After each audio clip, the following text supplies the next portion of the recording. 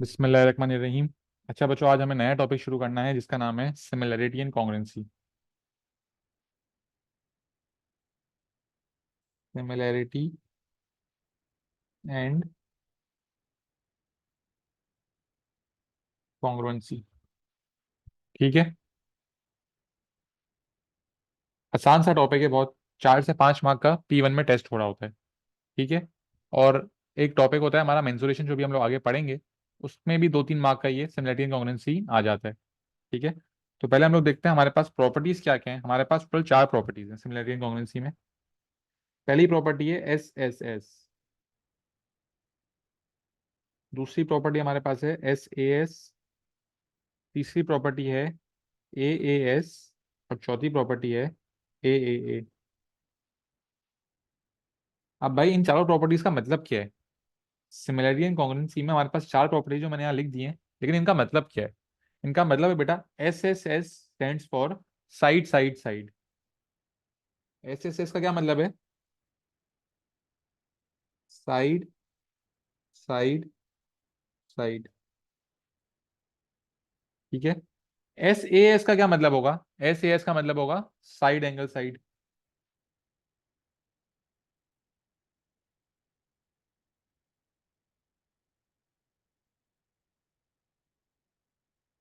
फिर AAS का क्या मतलब हो जाएगा? AAS का मतलब हो जाएगा एंगल एंगल साइड।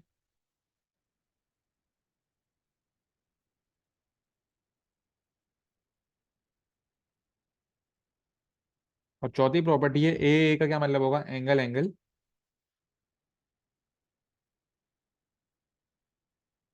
एंगल। ये हमारे पास सिमिलरिटी एंड कॉन्ग्रुएंसी में 4 प्रॉपर्टीज होती हैं। पहली प्रॉपर्टी क्या है बेटा? Side side side.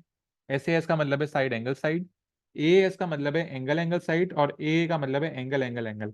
इन 4 प्रॉपर्टीज की मदद से हम प्रूव करते हैं कि या तो हमारे ट्राइंगल सिमिलर होंगे या तो कॉन्ग्रुएंट होंगे। अच्छा, सिमिलर का मतलब क्या होता है? सिमिलर का मतलब होता है रेशो में सेम है। ठीक है। सिमिलर का क्या मतलब होता है? किसी रेशो में सेम होना। और कॉन्ग्रुएंट का क्या मतलब होता है? कॉन्ग्रुएंट का मतलब होता है एग्जैक्ट सेम होना। ठीक है। सिमिलर का मतलब है कि रेशो में सेम होना। कॉन्ग्रुएंट का मतलब है एग्जैक्ट सेम होना। ठीक है। अब ये जो प्रॉपर्टी है ना, साइड साइड साइड, इससे हम दोनों चीजें प्रूव कर सकते हैं कि हमारा ट्राइंगल सिमिलर भी हो सकता है और कॉन्ग्रुएंट भी हो सकता है।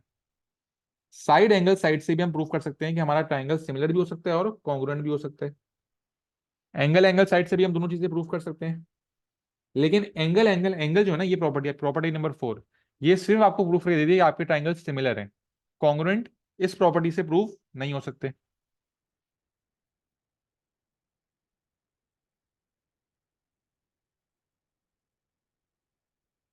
ठीक है। अभी मैंने आप लोगों को सिर्फ सिमिलैरिटी एंड कॉन्ग्रुएंसी की 4 प्रॉपर्टीज बताई हैं, जो मैंने आपके पास यहाँ लिख दी हैं। Side side side, side angle side, angle angle side और एंगल एंगल एंगल। ये 4 प्रॉपर्टीज से आप लोग प्रूव करते हो कि आपके जो ट्राइंगल्स हैं या जो भी शेप हो, वो सिमिलर है या कॉन्ग्रुएंट है। ठीक है। अब प्रूफ किस तरह करोगे आप? इस प्रॉपर्टी से साइड साइड साइड से आप ये भी प्रूव कर सकते हो कि सिमिलर भी है और कॉन्ग्रुएंट भी है। मैंने यहाँ बहुत लिख दिया। साइड एंगल साइड से भी दोनों चीजें प्रूव हो सकती हैं, यहाँ भी बहुत लिख दिया है। एंगल एंगल साइड से भी दोनों चीजें हो सकती हैं, यहाँ पे बहुत लिखा हुआ है। एंगल एंगल एंगल से सिर्फ हम लोग ये प्रूफ कर सकते हैं आपके ट्राइंगल सिमिलर है। कॉन्ग्रुएंट इस प्रॉपर्टी से प्रूफ नहीं हो सकता। ठीक है। ये पहली बात हो गई कि हमारे पास 4 प्रॉपर्टीज हैं। फिर दूसरी बात क्या है कि ये जो टॉपिक है हमारा, ये हमारा मेंसुरेशन में थोड़ा सा टेस्ट होता है। अब मेंसुरेशन में अगर टेस्ट होगा तो क्या हो रहा होगा?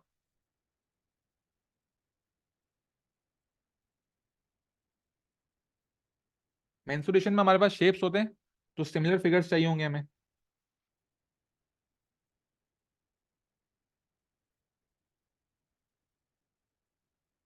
ठीक है। इसका मतलब क्या है? All shapes are in same ratio.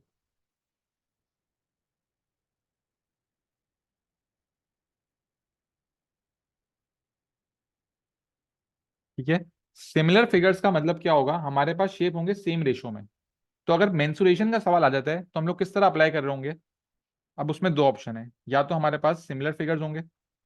तो अगर हमारे पास सिमिलर फिगर्स हैं तो हम लोग क्या बोलेंगे? Area 1 upon area 2।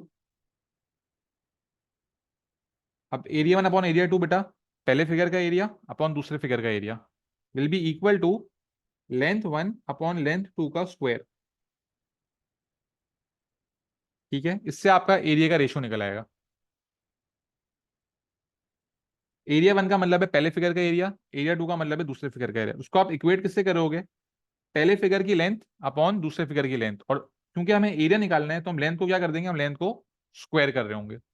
इसी तरह अगर वॉल्यूम का सवाल आ जाए, volume 1 upon volume 2, volume of first figure upon volume of second figure, तो बच्चों हम लेंथ को क्या कर रहे होंगे? अगर मुझे वॉल्यूम चाहिए होगा तो मैं लेंथ को क्या करूंगा?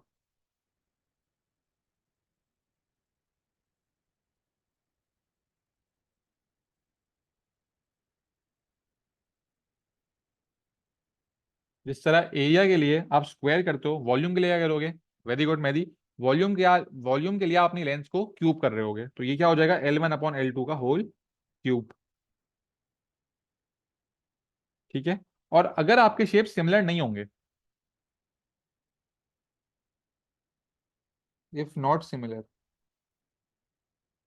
अगर आपके शेप सिमिलर नहीं होंगे तो एक लाजमी सी बात है कि उनके बीच में कॉमन हाइट होगी। दे विल हैव अ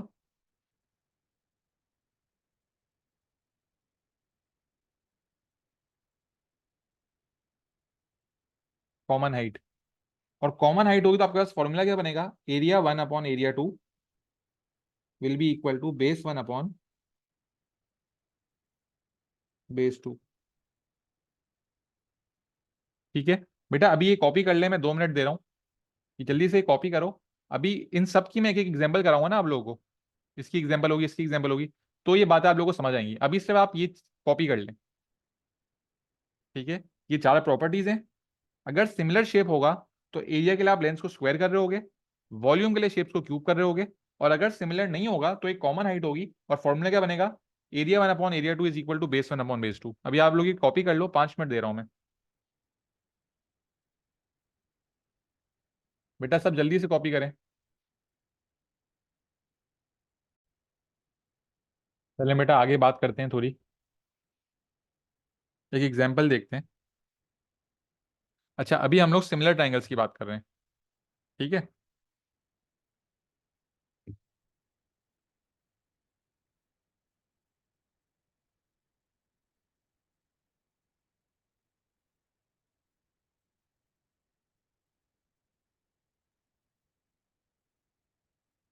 अच्छा, मैं आपके पास यहाँ पे एक शेप बना रहा हूँ।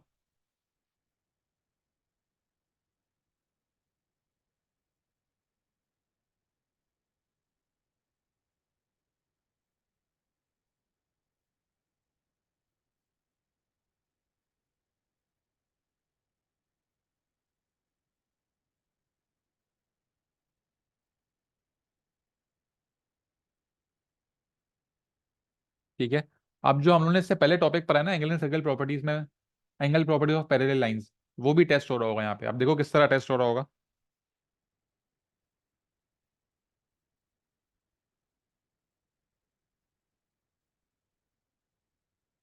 सवाल हमारे पास है,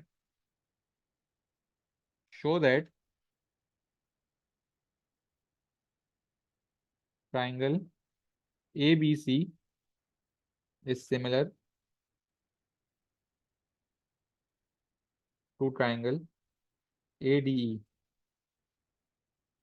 अब हमें ये शो करना है कि ट्राइंगल ए बी सी और ए डी ई जो वो सिमिलर है। ठीक है, उसके लिए हमारे पास यहाँ पे कुछ प्रॉपर्टीज हैं। ठीक है, ये हम लोग अभी अप्लाई कर रहे होंगे। अच्छा, अब देखते हैं किस तरह हो सकता है। अच्छा, हम लोग यहाँ पे ये तो क्लियरली नजर आ रहा है कि ये साइडें तो सेम बिल्कुल भी नहीं है। ठीक है, ए बी सी की और ए डी ई की कोई भी साइड सेम तो नहीं है, और हमें वैल्यूज पता नहीं है कि हम रेशियो पता कर सकें। तो हमें करना क्या होगा? आप लोग मुझे एक बात बताओ, ट्राइंगल ए बी सी में और ए डी ई में, इन दोनों में ये वाला एंगल कॉमन आ रहा है? ए बी सी में और ए डी ई में दोनों में एंगल ए आ रहा है या नहीं आ रहा? ये बात मानते हैं सब? ए बी सी और ए डी में एंगल ए कॉमन आ रहा है। तो मैं यहाँ पे क्या लिख रहा हूँ? मैंने यहाँ पे लिखा ए, क्योंकि हम लोग एंगल की बात कर रहे हैं। और मैं आगे क्या लिख रहा हूँ? Angle A is common in both triangles.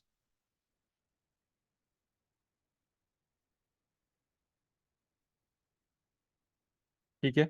अच्छा बच्चों, ये भी एक स्ट्रेट हॉरिजॉन्टल लाइन है, ये भी एक स्ट्रेट हॉरिजॉन्टल लाइन है। क्या ये लाइनें पैरेलल हैं या नहीं है? ये लाइनें हमारे पास दोनों हॉरिजॉन्टल लाइन है, तो ये दोनों लाइनें हमारे पास पैरेलल हैं। तो बच्चों एक बात बताएं आप लोग मुझे, कि एंगल बी और एंगल डी क्या सेम होंगे या नहीं होंगे? क्या ये एंगल बी और ये एंगल डी ये सेम होंगे या नहीं होंगे?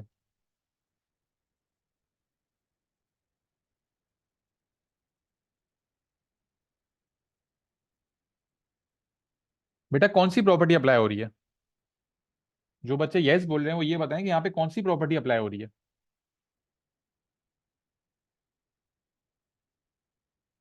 नहीं बेटा, आपको तो पता ही नहीं है आइसोसेलेस ट्राइंगल का तो। पैरेलल लाइंस हैं, ये इसके ऊपर वाला एंगल, ये इसके ऊपर वाला एंगल है। वेरी गुड बेटा आमना, ये दोनों एंगल्स आपस में कॉरेस्पॉन्डिंग एंगल्स है। ये हमने angle properties of parallel lines में पढ़ा था कि दो पैरेलल लाइंस अगर हैं और दोनों के ऊपर वाले एंगल्स की बात हो रही होगी, तो ये दोनों आपस में क्या होंगे? ये दोनों आपस में कॉरेस्पॉन्डिंग एंगल्स होंगे। तो मैं यहाँ पे लिख रहा हूँ, अब मैं फिर से एंगल की बात कर रहा हूँ, तो मैं ए लिख रहा हूँ यहाँ पे। ठीक है, और अब मैं लिखूंगा क्या? Angle B is equal to angle D. और आगे मैं क्या लिख दूंगा ब्रैकेट में? Corresponding angles, corresponding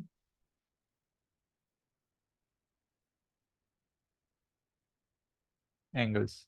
angle B और एंगल डी सेम है, क्यों सेम है? क्योंकि ये कॉरेस्पॉन्डिंग एंगल्स है। बेटा एंगल सी और एंगल ई अगर सेम होंगे या नहीं होंगे, पहले तो आप लोग मुझे ये बताएं। और अगर सेम होंगे तो कौन सी प्रॉपर्टी लगेगी सी और ई को सेम करने में?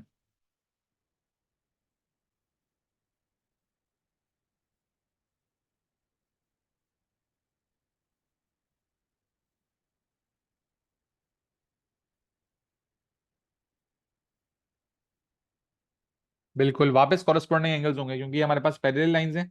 तो इन दोनों के ऊपर वाले एंगल क्या होंगे? सेम होंगे। मैं फिर से एंगल की प्रॉपर्टी लगा रहा हूं, तो मैंने यहाँ पे ए लिखा। Angle C is equal to angle E, corresponding angles.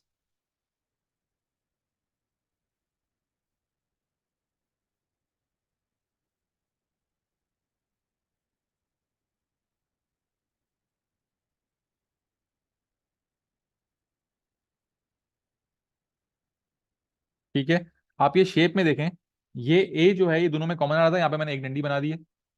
B और डी सेम थे, यहाँ दो डंडियां बना दी हैं भाई, बी और डी सेम है।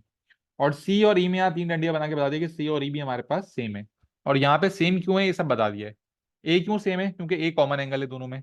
बी और डी कॉरेस्पॉन्डिंग है, सी और ई कॉरेस्पॉन्डिंग है। कौन सी प्रॉपर्टी लग रही है बेटा? ये यहाँ पे लिखी हुई आ जाएगी खुद ही, एंगल एंगल एंगल। तो आप क्या लिखोगे? Triangle ABC is similar to triangle ADE by angle angle angle property. ठीक है, ये हमारा एक सवाल कंप्लीट हो चुका है। दोनों ट्राइंगल्स को हमने प्रूव कर दिया कि ट्राइंगल्स आपस में क्या है? सिमिलर हैं, और उनकी प्रॉपर्टी हमने बता दी। ठीक है बेटा, सब चैट बॉक्स में रिप्लाई कर दें, क्या ये क्लियर है? और कोई सवाल है तो पूछ भी सकते हैं। सब जल्दी से रिप्लाई कर दें।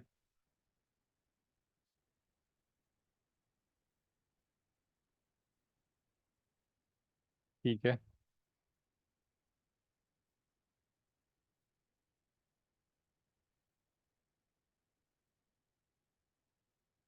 ठीक है, एक और एग्जाम्पल करते हैं, फिर एक साथ कॉपी करेंगे। अच्छा एक और बात, ठीक है, एक एग्जाम्पल दे रहा हूँ मैं आप लोगों को, कि पार्ट वन में सवाल आया कि ए बी सी और ए डी जो है वो सिमिलर है। आपने ये प्रूव कर दिया। और पार्ट टू में आपको दो तीन वैल्यूज बताई हुई है साइड की, और एक अननोन साइड आपको खुद से निकालनी है। ठीक है, तो आपको जो है रेशो लेना होता है। अब आप कौन सी साइड को किसके साथ रेशो लोगे, ये आपको डिसाइड करना है। तो बेटा आप कभी भी फिगर देख के डिसाइड नहीं करोगे कि कौन सी साइड का रेशो किसके ऊपर आएगा। आप ये ट्राइंगल का ऑर्डर देके डिसाइड करोगे कि कौन सी साइड किस साइड के ऊपर आ रही होगी। जी बेटा, वर्किंग पूरी करनी है तालिब, ये पूरी वर्किंग करोगे तो मार्क्स मिलेंगे। ये थोड़ी लिखोगे कि भाई कि हमें नजर आ रहा है कि सिमिलर है तो यहाँ पे लिख दिया आपने। पूरी ये वर्किंग करोगे तो उसके मार्क्स मिलेंगे आपको। ठीक है। अच्छा आप बात सुने, अगर आपके पास पार्ट टू में आपके पास साइड्स, दो तीन साइडें दी हुई हैं, एक साइड अननोन है, तो उसके लिए आपको इनका रेशियो बनाना पड़ेगा। तो आप किस साइड को किसके अपॉन करोगे, या आप किससे डिसाइड करोगे, या आप अपने सवाल से डिसाइड करोगे? ए बी सी और ए डी आपस में वो है ना सिमिलर। तो अगर आप इनका रेशियो बना रहे होगे तो आप पहले इस ट्राइंगल में से फर्स्ट टू लेटर्स लोगे, पहले ट्राइंगल में से क्या लोगे बेटा, फर्स्ट टू लेटर्स, और दूसरे ट्राइंगल में भी फर्स्ट टू लेटर्स ले रहे होगे। तो यहाँ पे फर्स्ट टू है ए बी और यहाँ पे फर्स्ट टू ए डी। तो कंपेरेटिव साइड क्या हो जाएगी, A B upon A D.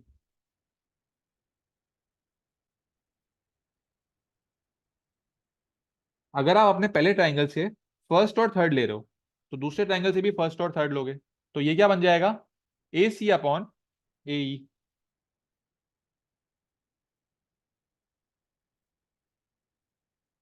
और अगर आप अपने पहले ट्राइंगल से लास्ट टू ले रहे हो तो B C upon D E.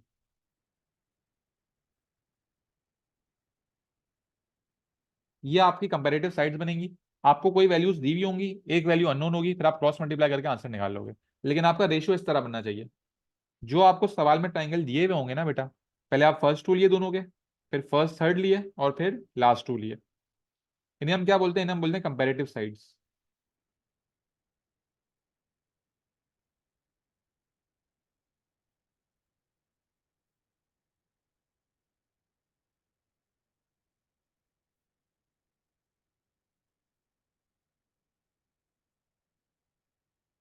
ये आ गई आपकी कंपैरेटिव साइड्स। ठीक है, एक और एग्जाम्पल करते हैं ताकि और क्लियर हो जाए।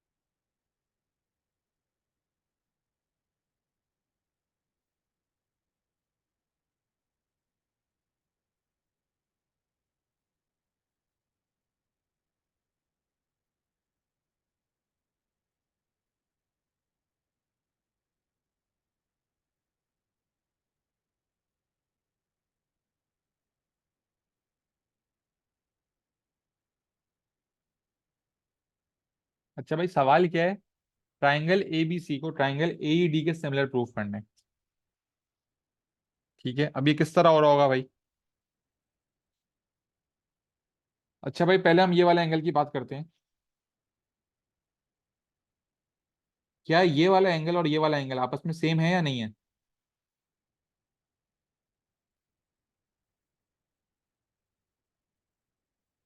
किस तरह सेम है भाई ये।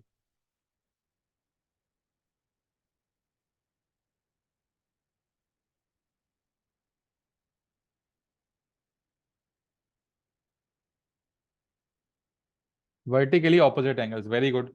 दो लाइनें आपस में इंटरसेक्ट करती है तो सामने वाले एंगल्स क्या होते हैं, वर्टिकली ऑपोजिट, और वो आपस में सेम होते हैं। तो आप क्या लिखोगे यहाँ पे, मैंने यहाँ लिखा एंगल। अब मैंने लिखा एंगल बी ए सी है ये,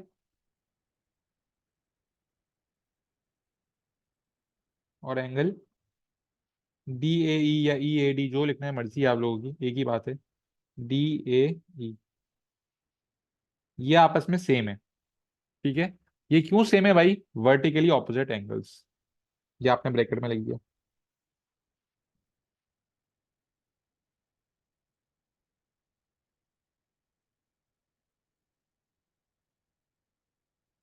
vertically opposite angles.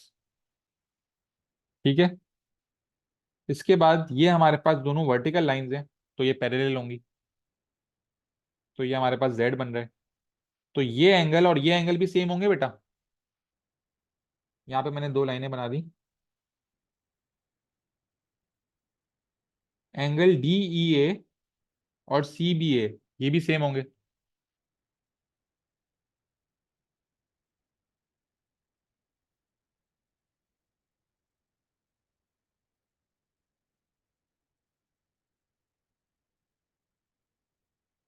C B ए का मतलब ये वाला एंगल, डी ए का मतलब ये वाला एंगल, ये दोनों क्यों सेम है बेटा, ये जेड प्रॉपर्टी लग रही है।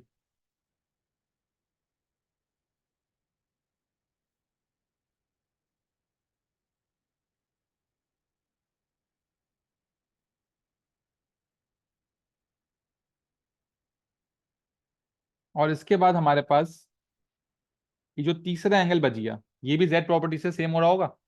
तो यहाँ आप क्या लिख रहे होंगे, यहाँ मैंने तीन लाइनें बना दी, ये तीनों ये दोनों भी सेम है। एंगल हुआ ये बी सी ए और ई डी ए, ये भी सेम है Z property.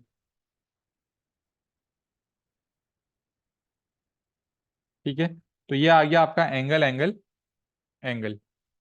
Similar triangles prove हो गए। अब आप स्टेटमेंट क्या लिखोगे, triangle A B C is similar to triangle A E D by angle angle angle property. ये हो गया।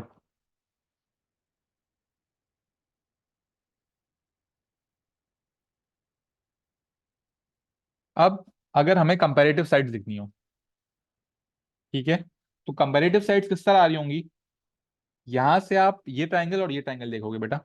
यहाँ पे फर्स्ट टू लेटर्स क्या लिखे हुए हैं भाई, यहाँ पे फर्स्ट टू लेटर्स हैं ए बी, और यहाँ पे फर्स्ट टू लेटर्स क्या है, यहाँ पे फर्स्ट टू लेटर्स हैं ए ई, तो आप लिखोगे ए बी अपॉन ए ई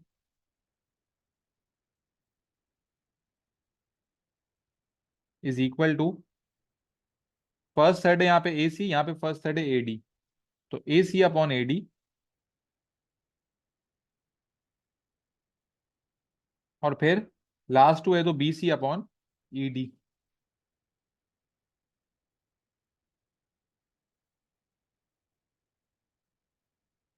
ये आपका आंसर होगा।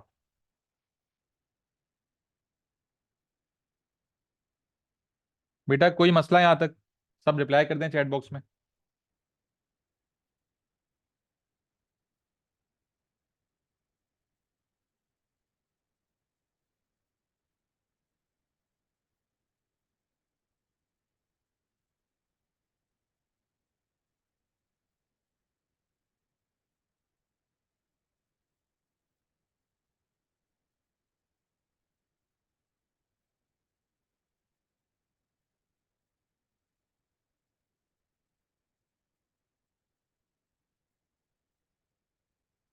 बेटा मैं आपको बता रहा हूँ, फ्यूचर में पार्ट बी में जो है ना, आपको तीन चार साइडें दी हुई होंगी और एक आध साइड अननोन होगी, तो वो अननोन साइड आप किस तरह निकालोगे। ये आप अननोन स्टेप्स, ये आप लोग अननोन साइड्स निकालने के लिए आप ये अभी फ्रैक्शन बना रहे हो, उससे हम लोग इसका भी आगे सॉल्व करेंगे कि ये पार्ट बी में आता है। तो अभी से मैं आपको बता रहा हूँ, अगर आपको रेशो लिखना हो दोनों ट्राइंगल्स का, तो आप रेशो लिखोगे इस तरह, आप फर्स्ट टू लोगे पहले वाले ट्राइंगल के, दूसरे वाले के फर्स्ट टू लोगे, रेशो में लिख दिया, डिवाइड कर दिया, फिर पहले वाले के फर्स्ट थर्ड, दूसरे वाले के फर्स्ट थर्ड, पहले वाले के लास्ट टू, दूसरे वाले के लास्ट टू, ये सब अभी आप फ्रैक्शन में लिख रहे हो, इनकी वैल्यूज दी हुई होंगी और एक वैल्यू अननोन होगी, तो आप क्रॉस मल्टीप्लाई करके निकाल रहे होगे।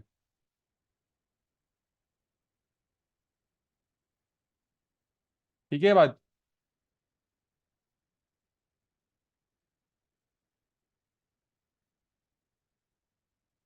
ये बेटा माविया वर्किंग मिल जाएगी, टेंशन नहीं लो।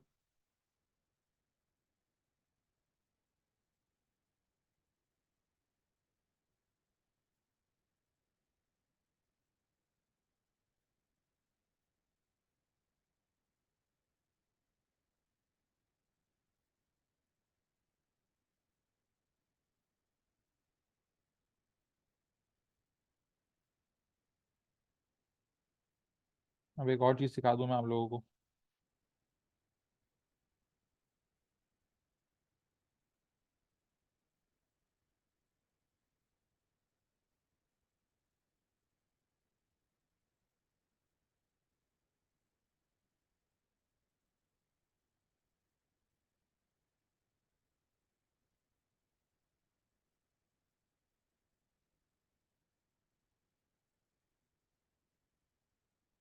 ABCD,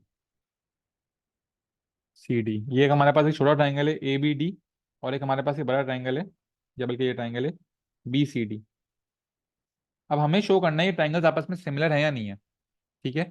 अभी मैं आप लोगों को इस ट्राइंगल में सिमिलर प्रूफ करना नहीं सिखा रहा, मैं आप लोगों को एक और पॉइंट बताना चाह रहा हूँ। अगर मैं इन दोनों ट्राइंगल्स को आपस में ब्रेक कर दूं, तो एक ट्राइंगल आपके पास आ जाएगा ABD,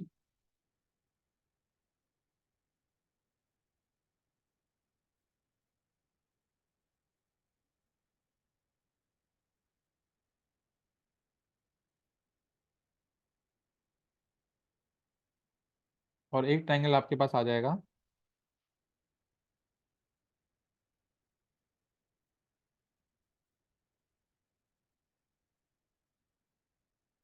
BCD। बच्चों, क्या आप लोगों को इसमें कुछ सेम लग रहा है?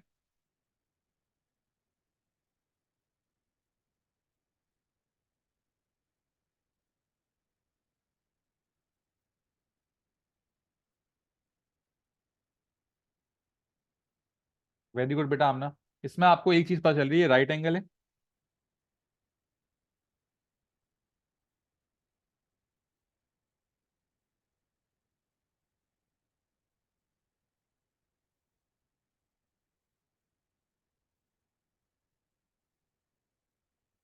ये हाइट भी सेम है, बिल्कुल बेटा सही बोल रहे हो मेहदी। लेकिन अभी हमारे पास इसका काम है, अगर हमारे पास ट्राइंगल में कोई एक एंगल कॉमन आ रहा होगा ना, ठीक है, तो ये लाजमी फिगर सिमिलर होगा।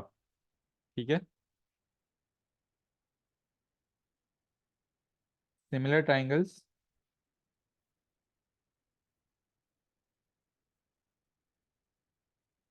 As both have common angle.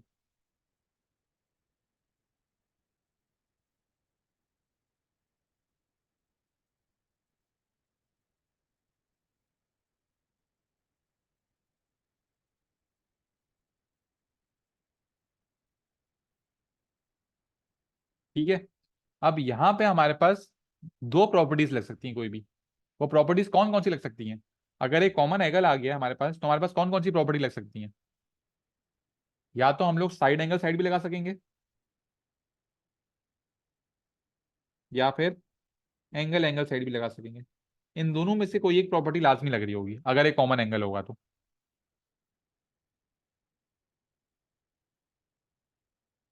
ठीक है भाई। जब भी इस ये एग्जाम्पल बनाने का सिर्फ मकसद ये था कि अगर कोई कॉमन एंगल आ रहा होगा तो आपका ट्राइंगल जो है ना वो लाजमी सिमिलर होंगे, और इन दोनों में से कोई एक प्रॉपर्टी लग रही होगी। ठीक है। अब कोई सी भी प्रॉपर्टी हो सकती है, हम लोग आगे जब एग्जाम्पल्स हमारे पास आएंगी सवाल में वो हम देख रहे होंगे। ठीक है भाई, ये था, यहाँ तक क्लियर है?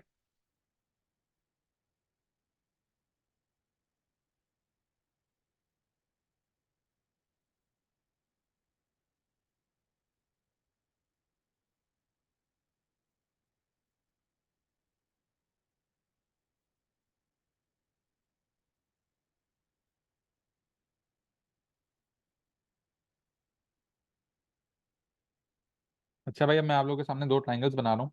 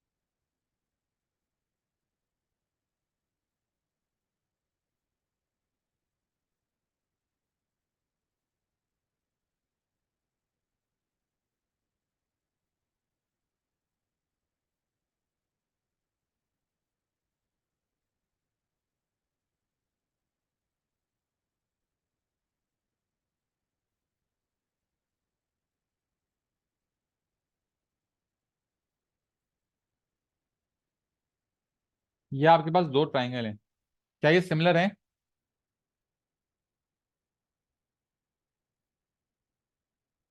या नहीं है?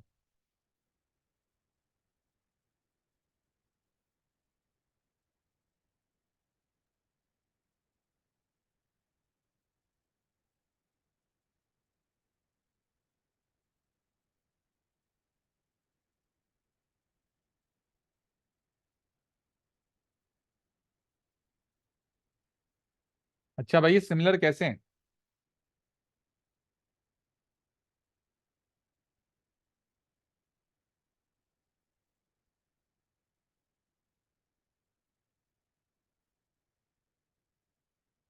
एंगल्स का तो पता ही नहीं है ना हमें। May be bye ratio. बिल्कुल बेटा सुभान, आप सही बात कर रहे हो। ठीक है, मैं आप पॉइंट भी लिख देता हूँ। To prove that, to prove that two triangles are similar, comma, all sides. बेटा ये लफ्ज याद रखना, ऑल साइड्स, ठीक है। अगर दो साइडें भी हुई और एक साइड नहीं हुई तो ये सवाल सही नहीं होगा। All sides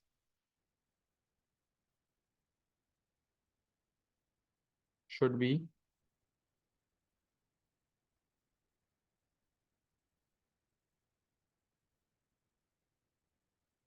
in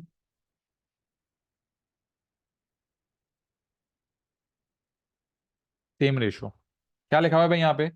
to prove that two triangles are similar, all side should be in same ratio. तो हमें बोला भाई ए बी सी और डी ई एफ, तो आप इसके हिसाब से ही लिखोगे। यहाँ पे फर्स्ट टू क्या है? यहाँ पे फर्स्ट टू है ए बी,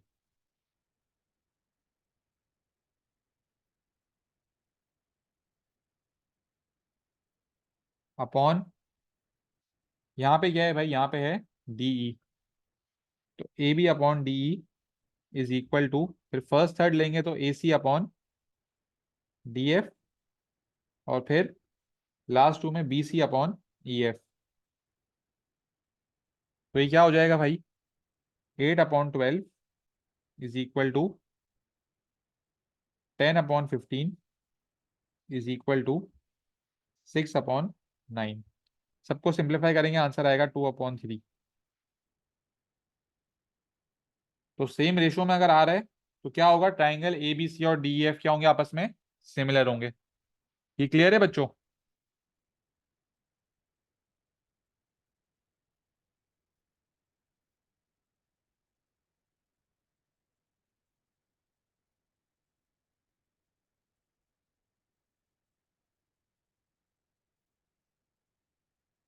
अच्छा बेटा, अब ये बात देखें, मैंने आप लोगों को यहाँ पे एक चीज लिखाई थी। अगर सिमिलर है, area one upon area two will be equal to L1/L2 का स्क्वायर, और volume one upon volume two will be equal to L1/L2 का क्यूब। अब इसकी हम लोग एक एग्जांपल कर लेते हैं ताकि आप लोगों को ये बात क्लियर हो जाए इसका मतलब क्या है। ठीक है, अब मैंने ये सवाल करा, इसी का मैं पार्ट भी बना रहा हूँ।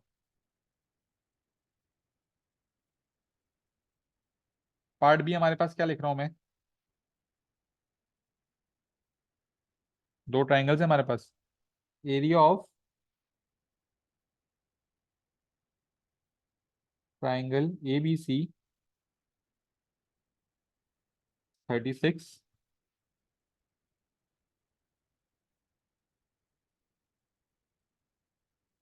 Find the area of triangle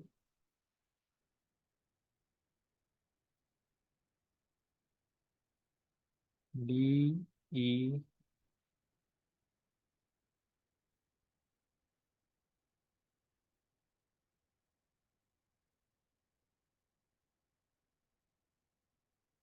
F. ठीक है, area of triangle A B C आपको बताया हुआ है 36 है। Area of triangle D F आपको निकालना है। अब हमको क्या पता है? फॉर्मूला क्या है हमारे पास?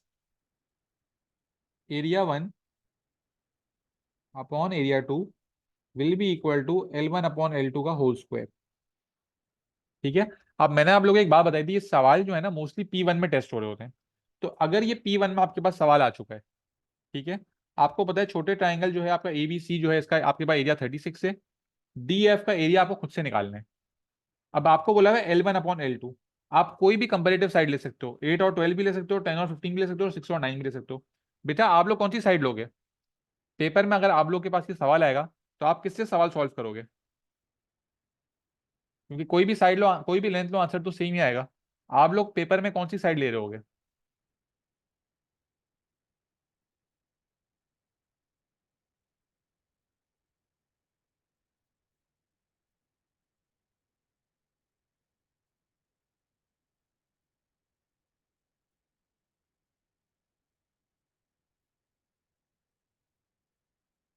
वेरी गुड बेटा, आप लोग 6 और 9 लोगे, क्यों?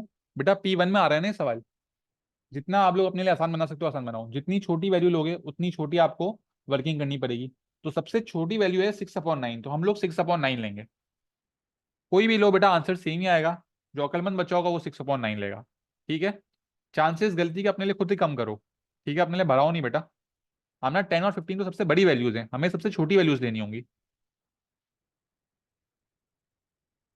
ठीक है। तो स्मॉल ट्राइंगल का एरिया है 36। डी एफ का एरिया हमें नहीं पता, एक्स ले लेते हैं। ए बी सी की सबसे छोटी लेंथ थी 6 और बड़े वाले की थी 9। तो 6/9, 6/9 का होल स्क्वायर। बेटा यही तो लिखवाया था ये बात। एरिया 1/एरिया 2 इज इक्वल टू L1/L2 का स्क्वायर। तो कोई भी लेंथ ले लो। तो हमने सबसे छोटी लेंथ ली, अब हम इसको सॉल्व कर लेंगे। 36/x इज इक्वल टू 6 का स्क्वायर होता है 36, 9 का स्क्वायर होता है 81।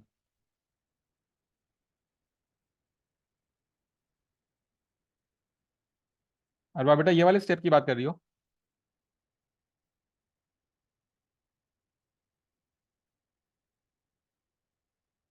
ठीक है। बेटा हमें ट्राइंगल का एरिया बताया हुआ था एक का, और दूसरे का हमें खुद से निकालना था। तो मैंने क्लास के स्टार्ट में मैंने आप लोगों को ये फॉर्मूला बताया था। अगर ट्राइंगल सिमिलर होंगे तो हम लोग ये फॉर्मूला आएंगे, एरिया 1/एरिया 2 इज इक्वल टू L1/L2 का स्क्वायर। ठीक है, मैंने फॉर्मूला लिखा है यहाँ पे। एरिया 1 आपको बताया हुआ है 36, एरिया 2 आपको नहीं पता, मैंने एक्स लिख दिया। एल का मतलब है लेंथ। ट्राइंगल की कोई भी लेंथ ले लो, तो मैंने इस ट्राइंगल की सबसे छोटी लेंथ 6 और इस ट्राइंगल की सबसे छोटी लेंथ 9, 6 और 9 ले ली। और 6/9 का मैंने यहाँ पे होल स्क्वायर कर दिया। अब मैं इसको सॉल्व करने जा रहा हूँ। ठीक है। तो 6 का स्क्वायर हुआ 36, 9 का स्क्वायर हुआ 81। अच्छा बच्चों, अब हमें करना है क्रॉस मल्टीप्लाई। अब यहाँ पे भी बच्चे दो तरीके के होते हैं। एक वो बच्चा होगा जो 36 और 81 को मल्टीप्लाई कर देगा। ठीक है। बेटा 81 और 36 को मल्टीप्लाई करने की जरूरत कभी नहीं होगी। ठीक है, एग्जामिनर इतनी बड़ी वर्किंग आप लोग से नहीं करवाता मोस्टली। ठीक है। अब देखो मैं कर क्या रहा हूँ। 36 इंटू एक्स 36x हो गया ये। और 36 × मैंने एज इट इज लिख दिया। ठीक है, वर्किंग करे बगैर। अब अगर ये 36 यहाँ पे मल्टीप्लाई हो रहा है तो वहां जाके क्या हो जाएगा, वहां जाके डिवाइड हो जाएगा। तो x इज इक्वल टू 36 × 81/31। और अब हम सिंप्लीफाई कर सकते हैं। तो ये 36 और ये 36 आपस में कैंसिल आउट हो जाएंगे, सिर्फ 1 बचेगा। तो 1 × 81 इज 81, 81 डिवाइड बाई 1 इज 81। तो 81 सेंटीमीटर स्क्वायर आपका आंसर हो जाएगा। ये आपके पास एरिया आ गया ट्राइंगल DEF का। कोई मसला?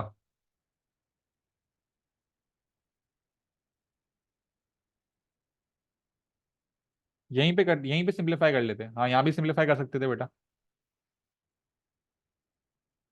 लेकिन फिर मल्टीप्लाई करना पड़ता है, यहाँ देखो मल्टीप्लाई करना ही नहीं पड़ा।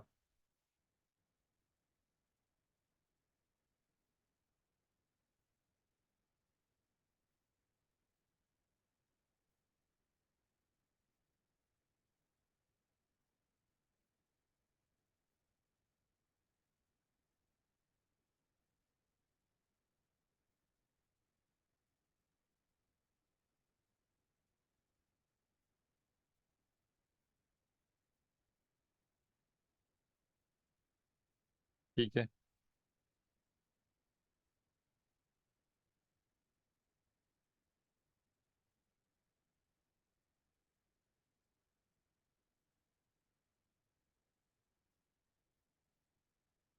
बेटा ये कॉपी करो।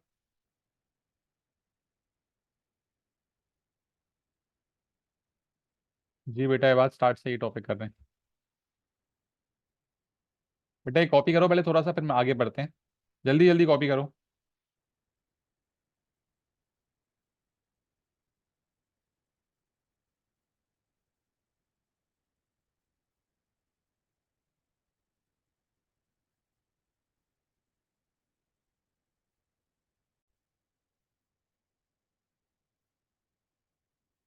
अच्छा भाई, अब हमें है ना शेप्स की प्रूविंग करने के लिए आ रही होती है ना सिमिलरिटी एंड कॉन्ग्रुएंसी में। तो मैं आपको कुछ प्रॉपर्टीज बता रहा हूँ जिससे आप लोग पेपर के अंदर जब सवाल आएंगे तो आप डिफाइन कर सकोगे कौन से शेप की बात हो रही है। ठीक है। तो ये कुछ पॉइंट्स हैं, इंपॉर्टेंट पॉइंट्स बोलते हैं इनको। या आप अपने पास नोट डाउन कर लें।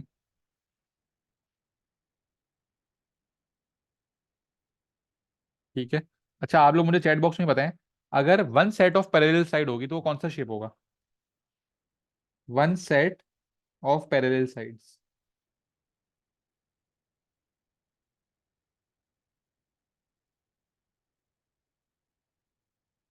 One set of parallel sides.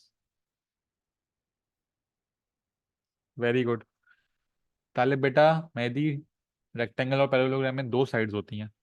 One set of parallel side जो है वो ट्रेपीजियम होता है। One set of parallel sides is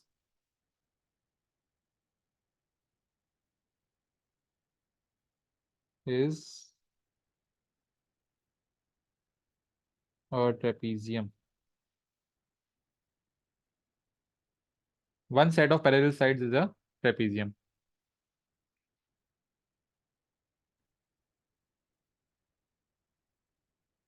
to set of parallel sides क्या होंगी?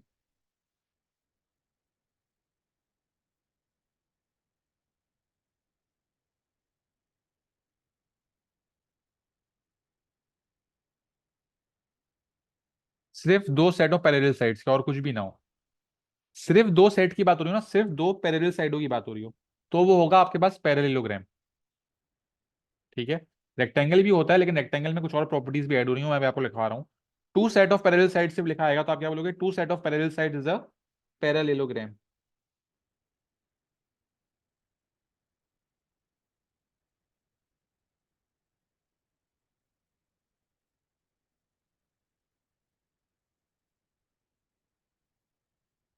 ठीक है। अब अगर आपके पास लिखा हुआ है two set of parallel sides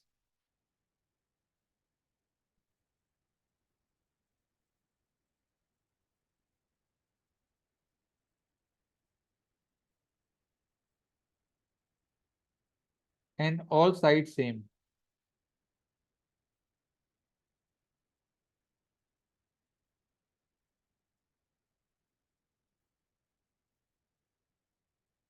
ये क्या होगा भाई? साइड्स आर इक्वल लिख लेते हैं यहाँ पे।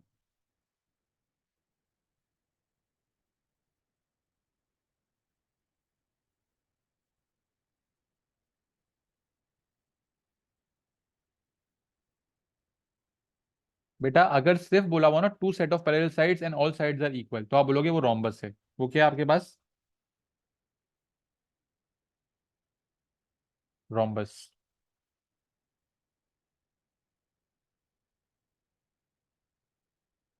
इसके बाद अब अगर आपको बोला जाए two set of parallel sides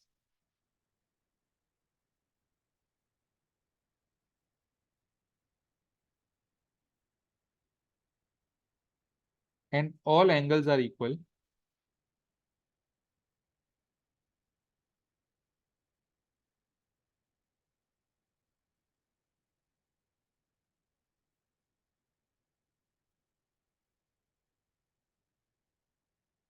is अ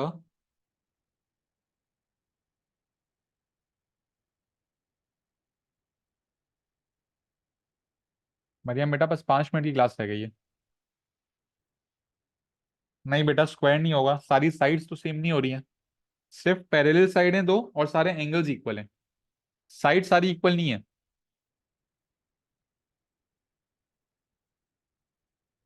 ये आपके पास होगा rectangle.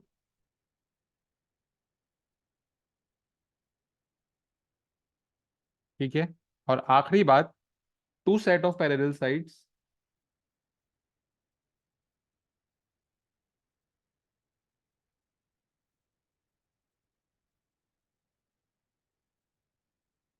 With equal sides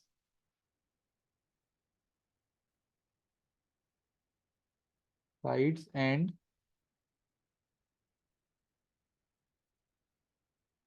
equal angles is square. ठीक है भाई, स्टार्ट से ये पॉइंट्स देखते हैं।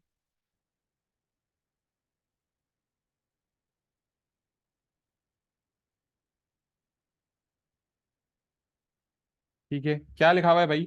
अगर सिर्फ एक सेट है पैरेलल साइड की तो वो आपके पास होगा ट्रेपीजियम।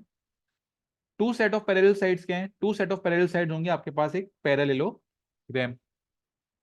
अगर सिर्फ दो पैरेलल साइड्स हो, अगर दो पैरेलल साइड्स हो और साइड्स भी इक्वल हो तो वो क्या हो जाएगा? वो आपके पास हो जाएगा रोम्बस। ठीक है। फिर अगर लिखा हुआ हो दो पैरेलल साइड्स और सारे एंगल्स इक्वल हैं तो वो आपके पास होगा रेक्टेंगल।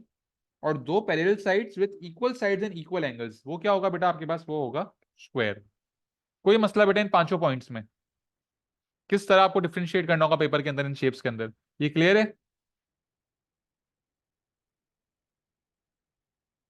बेटा बस क्लास खत्म हो रही है, सब जल्दी से चैट बॉक्स में रिप्लाई कर दें। सबको क्लियर है? कोई सवाल तो नहीं है?